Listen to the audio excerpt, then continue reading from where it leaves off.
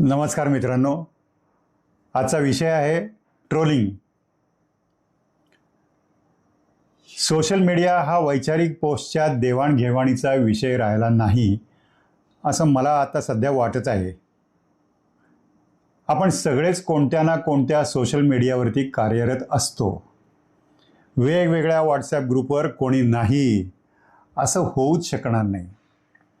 कोणत्याही विषयावर सध्या सोशल मीडिया प्लॅटफॉर्मवर जे प्रचंड प्रमाणात चालू आहे ते म्हणजे ट्रोलिंग. मग ट्रोलिंग म्हणजे नेमकं काय? मुळात हे ट्रोलिंग वृत्तीतील नकारात्मकता दर्शवते.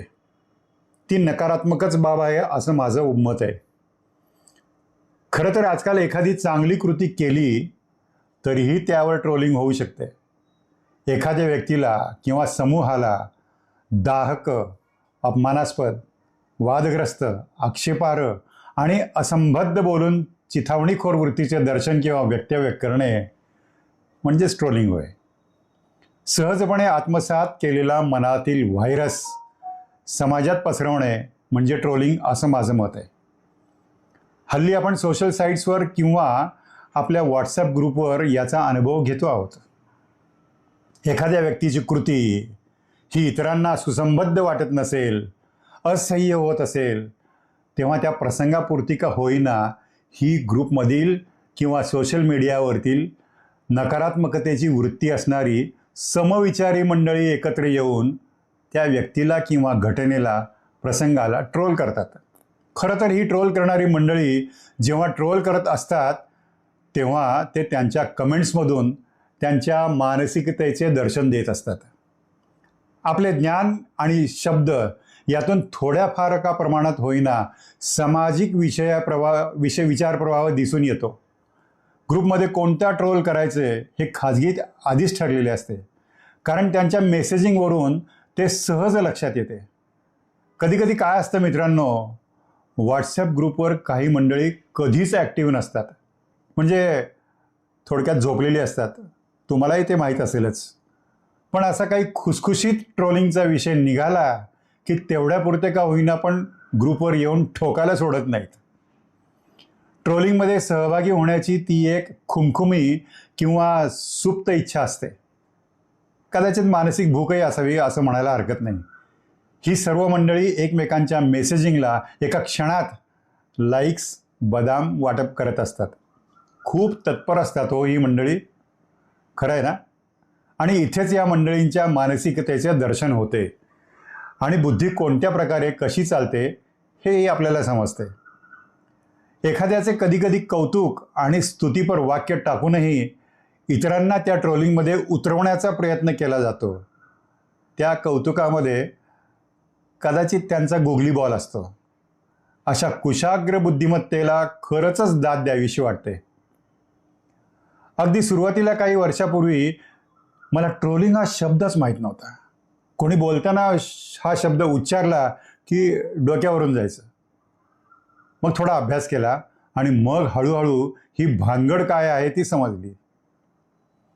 नकारात्मक मानसिकतेशी निगडीत हा विषय आहे. मग असे नकारात्मक ट्रोलिंग करून काय मिळते हे तर सहजच आहे. तर उत्तर आहे मानसिक समाधान. संधी आली आहे तर ट्रोलिंगमध्ये हात धुवून घेणे ही वृत्ती. या ट्रोलिंग करणाऱ्या व्यक्तीचा सो कॉल्ड सुशिक्षितपणा हरवून गेलेला असतो.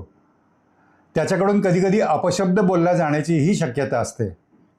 आपल्याजवळ असलेल्या इगोला, अहंभावाला शाबासकी देऊन दुसऱ्याला हरवलेल्याचा मनस्वी आनंद म्हणजे ट्रोलिंग असे माझे मत आहे.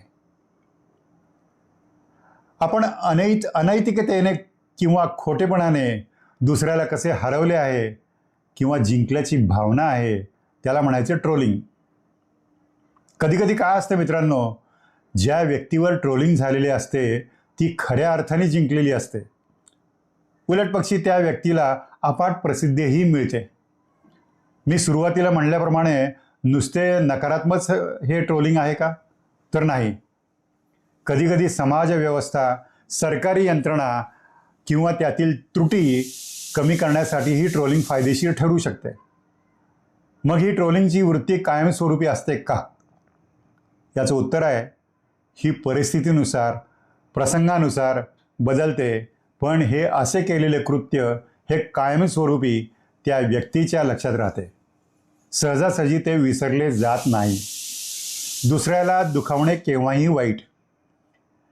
वेगवेगळ्या मानसिकतेच्या विचारसरणीच्या व्यक्ती अशा ट्रोलिंगला सहजपणे एकत्र आलेले दिसतात. त्यात त्यांची झालेली एकजूट ही त्यांच्या चॅटिंगवरून कमेंट्सवरून सहज लक्षात येते. अशा त्यांच्या एकीमध्ये सर्वांचे वरवरचे का होईना एकमेकांबद्दल उफाळून आलेले प्रेम, उसनी प्रेमळ कौटुंबिक भाषा दिसते. हेतू साध्य होत नाही तोपर्यंत हे सगळं ठीक असतं, नंतर मात्र हे सगळं लुप्त होतं. सामूहिक विकृत आनंद घेण्याचा वाईट प्रकार म्हणजे ट्रोलिंग. मग हे ट्रोलिंग का केले जाते? तर दुसऱ्याला जाणून बुजून दुःखी करणे, अपमानित करणे, शारीरिक आणि मानसिकदृष्ट्या खच्चीकरण करणे, भडकावणे, करमणुकीसाठी तसेच बदला घेण्यासाठी, तर कधी इतरांचे लक्ष खेचून घेण्यासाठी, म्हणजे आपण त्याला म्हणतो अटेन्शन सिकिंग, ट्रोलिंग यासाठीच ट्रोलिंग केले जाते. पोस्टच अशी टाकायची की त्यावर समाज तुटून पडला पाहिजे. आपण झटकन सोशल मीडियावरती प्रसिद्ध कसे होऊ याचा अंतर्भाव पोस्ट आणि त्यावरील कमेंट्समधून दिसून येतो. जिथे एखाद्या व्यक्तीला आपण दुसऱ्या व्यक्तीपेक्षा कोणत्याही दृष्टीने कमी आहे असे जेव्हा वाटते, तेव्हा ट्रोलिंगची सुरुवात होते असे मला वाटते. मित्रांनो, टीका करताना त्याला वैचारिक मुद्दे तरी असावे लागतात. शब्दसंग्रह असावा लागतो. भाषेवर प्रभुत्व असावे लागते. मुद्देसूद टीका करायला स्किल पण लागते. तसे ट्रोलिंग करताना लागत नाही. ट्रोलिंग करणे म्हणजे स्वतःच्या विचारांचे दर्शन होय. मानसशास्त्र असे सांगते की आपण ज्या वातावरणात वाढलो त्याचे प्रतिबिंब तो आपल्या भाषेतून, कृतीतून आपण कसे आहोत हे इतरांना दाखवत असतो. फेसबुकवर काही भडकाऊ पोस्ट असतात. त्या पोस्टवर कमेंट्समधून जी भाषा वापरली जाते ती काही वेळेस इतकी अश्लील तसेच गलिच्छ असते की विचारूच नका. सोशल मीडियामध्ये कोणताही बांध नसल्याने आपण काहीही बोलले, व्यक्त झाले तरी चालतंय, ही मनात रुजलेली एक विचारधारा आहे. दुसरा मुद्दा असा की ज्यांच्यावर ट्रोलिंग होते त्या व्यक्ती या ट्रोल करणाऱ्या व्यक्तींच्या जीवनात कधीही नसतात. तर मग प्रश्न असा पडतो की आपण तरी त्यांच्यावरती ट्रोलिंग का करा? हा माझा सरळ साधा सोपा प्रश्न आहे.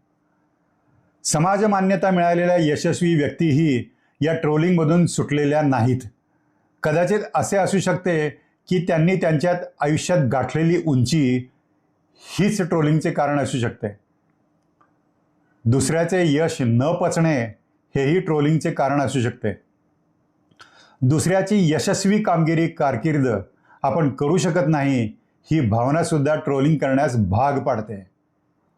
ट्रोलिंग करणाऱ्याने वापरलेले शब्द हे त्या व्यक्तीच्या खऱ्या रूपाचे प्रतिबिंब असते. आणि अजून एक प्रकार बघितला, काही व्यक्ती अशा काही पोस्ट टाकतात की त्यांना माहीत असते की आपल्या पोस्टवर ट्रोलिंग होणार आहे. प्रचंड कमेंट्सचा पाऊस बघण्याची त्यांची वृत्ती असते. थोडक्यात स्वतःच्याच पोस्टवर चांगल्या प्रकारे ट्रोलिंग होऊन देखील सोशल मीडियावर आयकॉन असल्याचे दाखवणे, हाही प्रकार अधूनमधून दिसतो. थोडेसे सकारात्मक वृत्तीने बघा. कोणालाही ट्रोलिंग करून दुखवू नका. ट्रोलिंगने नकारात्मक कमेंट्सची स्वतःची जी इमेज खराब होण्याची शक्यता असते आणि ती खराब झालेली इमेज ही त्या व्यक्तीच्या किंवा ग्रुपच्या स्मरणात कायमस्वरूपी राहते. माणूस अपमानित होतो, घटना प्रसंग सहजासहजी विसरत नाही. थोडा विचार करा मित्रांनो. कर्माने ती वाईट कृती आहे हे त्रिवार सत्य आहे. आणि कर्म हे बूमरँग प्रमाणे असते. चांगले अथवा वाईट कालांतराने कदाचित वेगळ्या स्वरूपात फिरून ते आपल्याकडेच येते. ट्रोलिंग करून स्वतः काय मिळवले, काय लाभ झाला यावर स्वतः विचार करणे आवश्यक आहे. स्वतःच्या आयुष्याचा अमूल्य वेळ या ट्रोलिंगमध्ये जात आहे याचे भान ठेवणे आवश्यक आहे. वेळ कोणासाठी थांबत नाही मित्रांनो. आता शेवटी माझे विचार तुमच्या विचारांशी जुळतीलच असे नाही. मला जसं सुचलं तसं व्यक्त झालो आहे.